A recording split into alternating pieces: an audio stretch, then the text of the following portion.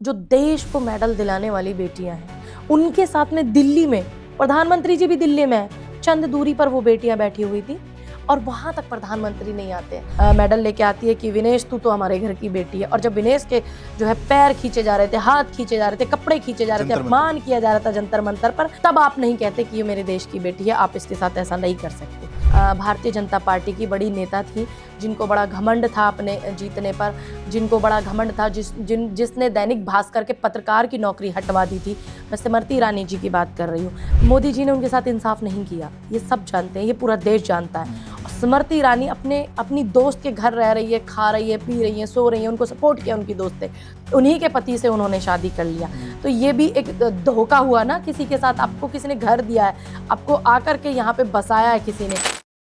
जो महिला पहलवानों के साथ जो हुआ उसमें ब्रजभूषण जो भारतीय जनता पार्टी के नेता सांसद भी रहे, उनके बेटे को टिकट मिली, उस पर आप क्या कहना चाहेंगे? देखिए, महिला पहलवानों के साथ में जो किया गया है, उस समय हम लोग बैठे हुए थे उनके साथ में, हमारा पूरा सपोर्ट रहा। सोचिए, जो देश को मेडल दिलाने वाली बेटियां हैं, उनके साथ में दिल्ली में प्रधानमंत्री जी भी दिल्ली में हैं, चंद दूरी पर वो बेटियां बैठी हुई थी और वहां तक प्रधानमंत्री नहीं आते हैं। मुझे उस बात की भी तकलीफ है। और उस व्यक्ति को आप पूरे नए सदन में घुमा रहे हैं, घूम रहे हैं पीछे लेकर के, जिसके बेटे ने इतना अन्याय किया हुआ, और जिस व्यक्ति ने खुद किसानों के लिए मंच से बड़े ये कहा था कि अंजाम भुगतना पड़ेगा, जो बॉर्डर पे बैठे, फिर भी आप उनको साथ लेकर के घूम रहे। तो ये चीज़ें शंका पैदा करने वाली चीज़ है। तो इस चीज़ पे मुझे खराब लगता है कि मेरे देश के प्रधानमंत्री आज कितने निर्लज हो गए हैं। पहले तो वो कहते थे, जब वो बेटी मेडल लेके आती है कि विनेश तू तो हमारे घर की बेटी है, और जब विनेश के जो है पैर खींचे जा रहे थे, हाथ खींचे जा रहे थे, कपड़े खींचे जा रहे थे, अपमान किया जा रहा था जंतर मंतर पर, तब आप नहीं कहते कि ये मेरे देश की बेटी है, आप इसके साथ ऐसा नहीं कर सकते। इस बात को हमें तकलीफ होती है। आज वही विनेश परिवार का, कांग्रेस पार्टी का परिवार है, आज वो उनको टिकट देकर के चुनाव लड़ाया गया, तो ब्रजभूषण जैसे का ऐसा बयान आता है कि राहुल गांधी के हाथ में हाथ फंसा करके खड़ी थी। दुर्लालत तेरी सोच पे, घटिया इंसान, दुर्लालत तेरी ऐसी विचार पे, मतलब इस तरीके की बात करते हैं। अगर किसी बेटी के आंसू पोंछने राहुल गांधी चले जाते हैं, किसी बेटी को गले लगा लेते हैं, मणिपुर की बेटियों को जाकर के गले लगाते हैं, तो इनको इस चीज़ से भी तकलीफ है, क्योंकि जो तुम्हारा काम है ना, वो हमारे नेता राहुल गांधी कर रहे हैं। हमें दुख है इस बात का कि हमारे प्रधानमंत्री नहीं कर रहे हैं। भारतीय जनता पार्टी के प्रधानमंत्री नहीं, हमारे प्रधानमंत्री, क्योंकि वो देश के प्रधानमंत्री हैं। इसलिए आज राहुल गांधी को जो उनके जो समर्थक हैं या उनके जो प्रशंसक हैं वायरल करते हैं, शैडो पीएम करके लोग उनको बोल रहे हैं कि जहां प्रधानमंत्री नहीं पहुंच पा रहे हैं, वहां राहुल गांधी पहुंच रहे हैं। और लगातार देखा भी जा रहा है, चाहे संभल का मामला हो, हाथरस के अंदर जो उन्होंने लड़ाई लड़ी, मैं साथ में रिपोर्टिंग पे था, और जब वो चल रहे थे यमुना एक्सप्रेस वे पे, पैदल चल रहे थे और उनको लाठियां पड़ती हैं, गिर जाते हैं नीचे, पुलिस वाले उनको धक्का दे देते हैं, नीचे गिर जाते हैं राहुल गांधी। उसके बाद जब वो चलते हैं वापस, वो हाथरस के लिए जाने के लिए राजी होते हैं, उस दिन उनको नहीं जाने, अगले दिन वो फिर जाते हैं, लेकिन पीड़ित परिवार से मिलते हैं और उसके बाद चेक देते हैं, उनको आर्थिक मदद करते हैं और उस परिवार के साथ खड़े रहते हैं। अभी फिर गए, वो कुछ समय पहले हाथरस गए। तो राहुल गांधी का जो संघर्ष पूरा अभी तक देखने को मिल रहा है, वो वाकई काबिले तारीफ है। तो और आप उनकी पार्टी की नेता हैं, तो मैं जब बात करता हूं कि अभी दोबारा उत्तर प्रदेश के अंदर चुनाव होंगे और आगे की राजनीति किस तरीके की रहेगी, और क्या वापस बुलंदशहर के स्याना से पूनम पंडित उम्मीदवार होंगी, या तैयारी है कोई किस तरीके की? देखिए, मैं आपको बता दूं, स्याना मेरा एक घर और मेरा हो गया है। मेरी जो विधानसभा है वो सिकंदराबाद है, लेकिन मुझे पार्टी के माध्यम से और स्याना वासियों ने मुझे एक घर और दिया है स्याना के विधानसभा के रूप में। तो जो पार्टी का आदेश होगा वो हम उस आदेश पे चलेंगे। और बाकी चुनाव जो लड़ना है, मेरा एक मानना है कि जो व्यक्ति जहाँ से तैयारी कर रहा है उसको वहीं से चुनाव लड़ाना चाहिए, उठा करके दूसरी जगह से नहीं लड़ाना चाहिए।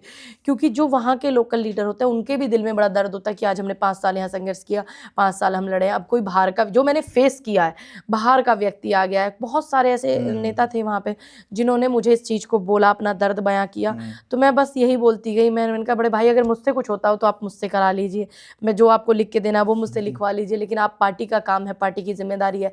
पार्टी ने हमें प्रत्याशी बनाया, हाईकमान का मैं धन्यवाद करती हूँ कि उन्होंने मुझे प्रत्याशी बनाया।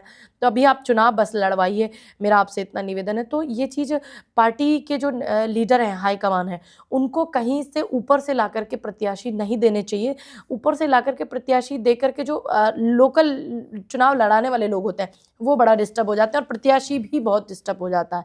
और जो पार्टी का आदेश होगा कि मुझे विधानसभा का चुनाव लड़ाया जाए, तो मैं जरूर लड़ूंगी।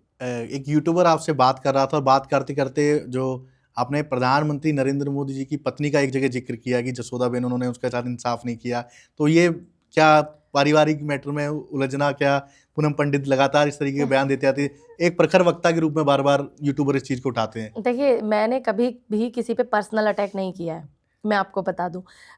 लेकिन जब बात आती है महिलाओं की, तो जशोदाबेन जो है महिला हैं, तो हम महिलाओं के लिए तो बोल सकते हैं। अब फिर मैंने पर्सनल अगर अटैक किसी पे किया है तो सिर्फ एक है, भारतीय जनता पार्टी की बड़ी नेता थी, जिनको बड़ा घमंड था अपने जीतने पर, जिनको बड़ा घमंड था, जिसने दैनिक भास्कर के पत्रकार की नौकरी हटवा दी थी। मैं स्मृति ईरानी जी की बात कर रही हूँ। मैंने पर्सनल अटैक सिर्फ उन्हीं पे किया, आज तक नहीं किया। लेकिन जब बात महिलाओं की आती है तो इंसाफ की आती है कि महिलाओं के साथ इंसाफ किया जा रहा है। तो मोदी जी ने उनके साथ इंसाफ नहीं किया, ये सब जानते हैं, ये पूरा देश जानता है। और स्मृति ईरानी अपनी दोस्त के घर रह रही है, खा रही है, पी रही है, सो रही है, उनको सपोर्ट किया उनकी दोस्त ने, उन्हीं के पति से उन्होंने शादी कर लिया। तो ये भी एक धोखा हुआ ना किसी के साथ। आपको किसी ने घर दिया है, आपको आकर के यहाँ पे बसाया है किसी ने, और फिर आपने उनके साथ धोखा कर लिया। हमारी पार्टी में भी कुछ नेता ऐसे हैं जो नेता बोलती हैं कि मतलब हम महिलाओं के लिए लड़ रहे हैं, महिलाओं के लिए लड़ रहे हैं, और अंदर जाकर घुस करके देखोगे कि किसी की पत्नी को छुड़वा करके आपने उस आदमी से शादी कर लिया, और जबकि उसकी पत्नी थी, आपने झूठ तूफान बोल करके शादी कर लिया। वो भी तो किसी की बेटी है जिसको आपने छुड़वाया है ना, वो भी किसी की बेटी है। कोई उसका पर्सनल अपने पति से झगड़ा नहीं रहा, लफड़ा नहीं रहा, तलाक नहीं देना चाहती थी, लेकिन आपने भी तो किसी की पत्नी को छुड़वाया। तो फिर आप महिलाओं का दुख कैसे समझेंगी? कांग्रेस पार्टी में ऐसे नेता जी, हैं, दूसरी पार्टी से आए हुए नेता है। हमारी पार्टी में ऐसे विचारधारा के लोग नहीं है, दूसरी पार्टी से आकर के ऐसे लोग बैठे हुए। लेकिन आप कहते हैं कि हम लड़कियों के लड़ रहे हैं, महिलाओं के लिए। कहाँ लड़ रही हैं आप महिलाओं के लिए? भाई वो भी तो महिलाएं थी जिनके पतियों को आपने छीना हुआ है, झूठ तूफान बोल करके, वीडियो बना के आपने उनको मेंटली टॉर्चर करके शादी की हुई है, वो भी तो महिलाएं थी। तो अगर इस तरीके की नेता, मेरी नेता के सामने जब भी इस तरीके की बात आएगी तो मैं जरूर बोलूंगी इस बात को कि वो महिलाओं का दुख क्या जाने जो दूसरे के पति को लेके बैठी हुई है। कांग्रेस में शायद इस तरीके की कोई हो, उसके बारे में कांग्रेस में इस तरीके के लोग नहीं है, बाहर से आए हुए लोग बाहर से आए हुए हैं, हाँ, कांग्रेस में ही हाँ, अभी मौजूदा कांग्रेस में ही है, मौजूदा बिल्कुल कांग्रेस है, में। बिल्कुल है। राष्ट्रीय राजनीति की जब मैं बात करता हूँ, अभी सदन चल रहा था, सदन के अंदर एक गृह मंत्री अमित शाह का बयान वायरल हुआ कि उन्होंने अंबेडकर करके ना उनके आगे जी लगाया या कोई भी सम्मान की बात नहीं की। उसके बाद जो बवाल पूरी सदन के अंदर हुआ, राहुल गांधी को धक्का दिया गया, प्रियंका गांधी जी के साथ बदसलूकी की गई, वो पूरा मैटर इतना खिंचा कि डॉक्टर बाबा साहब अम्बेडकर के अपमान के बाद अमित शाह को लगातार पुतले फूके गए, और लोगों ने, कई मैंने देखा पोस्टरों पर उनके चप्पल तक मारते हुए दिखाई दिए। तो क्या अमित शाह को इस तरीके का बयान शोभा देता है, या दलित समाज में किस तरीके का, सिर्फ दलित समाज नहीं, डॉक्टर बाबा साहब अम्बेडकर का जो एक ऑरा है, या जिसे कहें जो सम्मान है, वो सब में है। तो क्या आपकी उस पर प्रतिक्रिया है? देखिए, हम किसी से कुछ उम्मीद करते हैं। संदीप, आप मुझसे उम्मीद करते हैं कि मैं हूँ, मैं किसान नेता हूँ, मैं किसानों की आवाज़ उठाती हूँ, महिलाओं की आवाज़ उठाती हूँ। आप मुझसे यही उम्मीद करेंगे। हमें तो उम्मीद ही उनसे ये थी कि वो डॉक्टर भीमराव अंबेडकर जी का अपमान कर सकते हैं, महिलाओं का अपमान कर सकते हैं, महिलाओं को अभद्र भाषा इस्तेमाल कर सकते हैं। भारतीय जनता पार्टी के जो नेता हैं, पहले भी भारतीय जनता पार्टी थी, सत्ता में भी रही है, पहले के नेता जो थे, इस तरीके की चीज़ें नहीं होती थी। लेकिन आज की जो राजनीति भारतीय जनता पार्टी जिस दिशा में जा रही है, क्या दिशा है वो? आप देखिए, डॉक्टर भीमराव अंबेडकर सिर्फ दलितों के नेता नहीं है, या दलितों की आवाज़ नहीं है, वो उन महिलाओं की भी आवाज़ है। महिलाओं के लिए इतने अधिकार जो दिए हैं भीमराव अंबेडकर जी के संविधान ने, 180-90 लोगों की टीम को लेकर के डॉक्टर भीमराव अंबेडकर जी ने संविधान को पूरा किया, और फिर उसी टीम की सहमति से, पंडित नेहरू की सहमति से ड्राफ्ट कमेटी के अध्यक्ष बनाए गए डॉक्टर भीमराव अंबेडकर। उनका अपमान कर रहे हैं। हमारे देश में व्यवस्थाओं से चलता है देश, संविधान से देश चलता है, आप उस व्यक्ति का अपमान कर रहे हैं। क्योंकि ये लोग पहले भी बहुत मूर्तियां तोड़ते आए हैं, चाहे वो अंबेडकर जी की मूर्तियां हो, अंबेडकर जी की तस्वीर तक को हटा दिया गया संसद से, और हमारे 17 वो महापुरुष जिनकी तस्वीर को हटाया गया, जिसमें बहुत से लोग शामिल हैं, गांधी जी भी उसमें शामिल है, बहुत से लोग शामिल हैं। सिर्फ हम एक नेता की बात नहीं करेंगे, हम सभी की बात करेंगे, क्योंकि सभी की विचारधारा से देश चलता है। आज इस देश में हिंदू, मुस्लिम, सिख, ईसाई, जैन, बौद्ध, पारसी सभी लोग रहते हैं, तो तभी ये देश इतनी सुंदरता से चल रहा है। आप उसमें जो है चिंगारी छोड़ रहे हैं, कर क्या रहे हैं आप?